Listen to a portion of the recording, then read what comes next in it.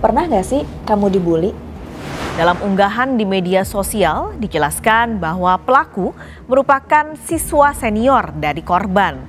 Video penganiayaan dua anak di bawah umur yakni SU dan IR di Kota Batam, Kepulauan Riau viral di media sosial. Meski sempat berteriak ketakutan, korban terus dilempar ke kolam berkali-kali hingga menggigil kedinginan. Masyarakat mungkin udah sering denger nih soal bullying. Ngalamin dihina-hina, dilabrak kakak kelas, difitnah, dipukulin, atau hal-hal yang gak enak lainnya. Yap, bullying ini segala perilaku yang mengintimidasi, menindas, merugikan orang lain yang dilakukan secara sengaja dan juga berulang-ulang nih Sohib.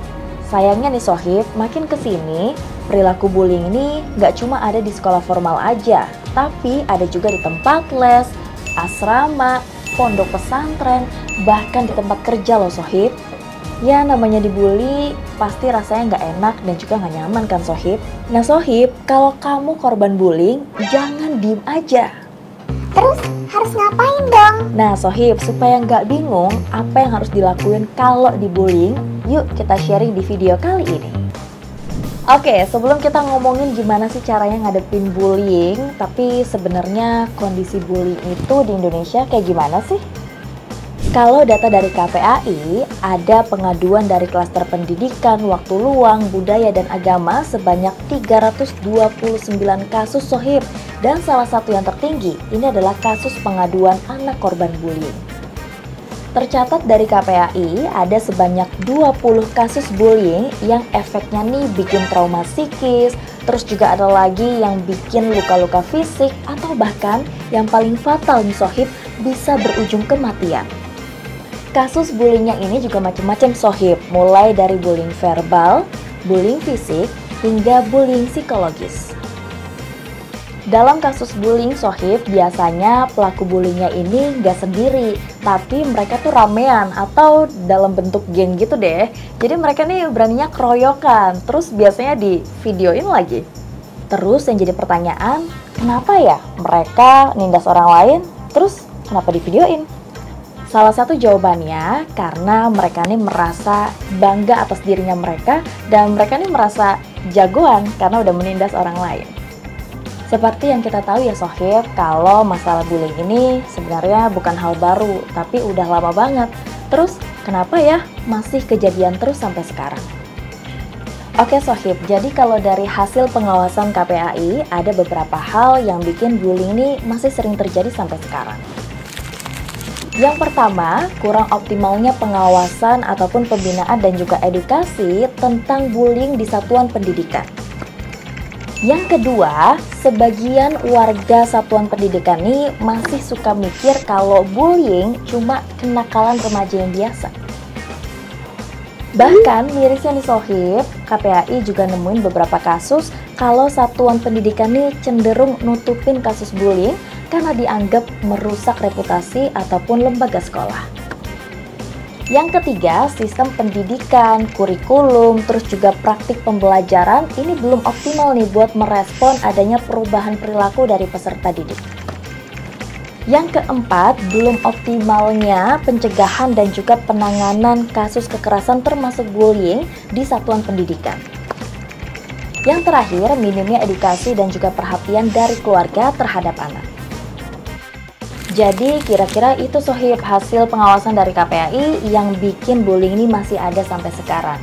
Terus seperti yang kita tahu ya, kalau korban bullying ini biasanya mereka ini tutup mulut ataupun cenderung nggak berani speak up. Kenapa sih korban bullying ini cenderung nggak mau speak up? Karena biasanya nih Sohib, korban bullying ini cenderung nggak mau bikin masalahnya makin ribet dan bahkan mayoritas dari mereka nih bingung lapornya kemana. Biar kamu nggak makin bingung, sini aku kasih tahu.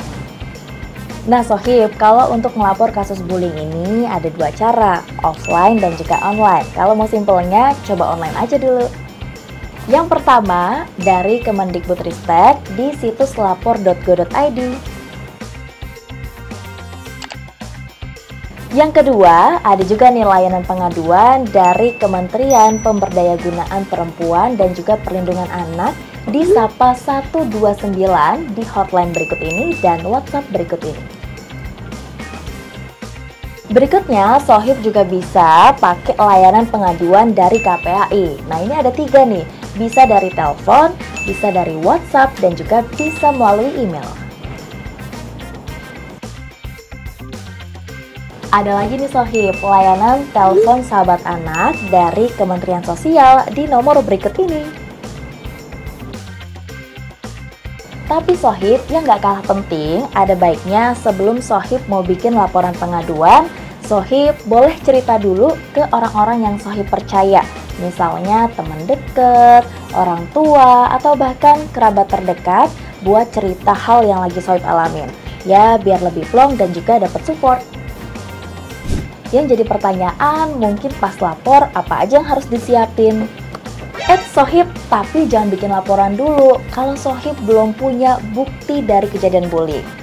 Nah, bukti dari bullyingnya ini bisa banyak Sohib. Misalnya rekaman CCTV atau rekaman dari handphone, terus bukti dari pesan singkat, terus atau nih bisa juga saksi mata Sohib yang nantinya memperkuat laporan yang udah Sohib buat. Kalau lapor terus aku malah makin dibully gimana? Kamu gak usah takut untuk lapor, karena ada Undang-Undang Perlindungan Anak buat ngelindungin korban bullying. Jadi sekarang kamu gak usah takut lagi ya, karena kamu gak sendirian kok. Ayo kita lawan bullying. Kenapa? Kamu masih ragu ngelawan bullying?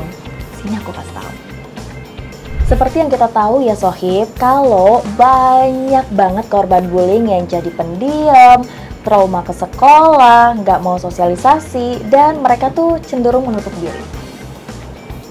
Kabar baiknya nih Sohib, bukan berarti korban bullying nggak bisa bangkit dan nggak bisa ngelanjutin hidup mereka jadi lebih baik. Nggak percaya?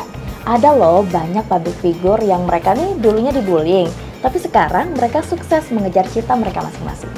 Misalnya nih Sohib, penyanyi Tulus. Kisah bullyingnya dulu dibikin jadi karya lagu Gajah. Pasti Sohib sering dengar kan lagu itu? Terus ada lagi Maudy Ayunda. Dulu dia pernah dibully soal gigi kelincinya dan juga diremehin kemampuan akademisnya. Kita lihat sekarang, dia sukses baik dalam karir non-akademis dan juga akademisnya. Jadi kita bisa lihat ya, kalau mereka nih cenderung jadiin pengalaman hidup justru jadi motivasi biar makin sukses lagi. Jadi Sohib, jangan sampai bulian orang lain bisa menghambat hidup dan juga cita-cita kamu Sohib. Ayo lawan, ayo lapor bullying.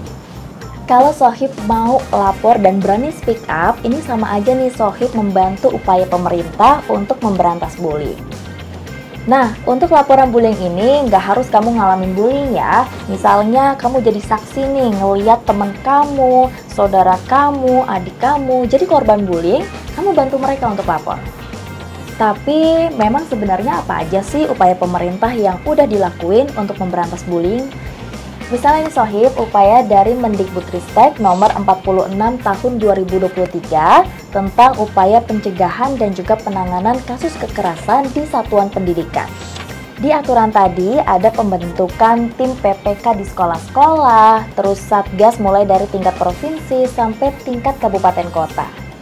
Selain itu, ada juga nih sanksi buat pelaku bullying di Undang-Undang Sistem Peradilan Pidana Anak. Selanjutnya, adanya program Roots. Nah, ini lebih kepada pencegahan untuk edukasi terkait bullying secara online. Program ini udah dikembangin oleh UNICEF Indonesia dari tahun 2017 loh Sohib. Oke, jadi gitu ya Sohib. Kalau kamu jadi korban bullying atau kamu ngeliat nih lingkungan sekitar kamu dibully, ayo dilawan. Jangan diem aja.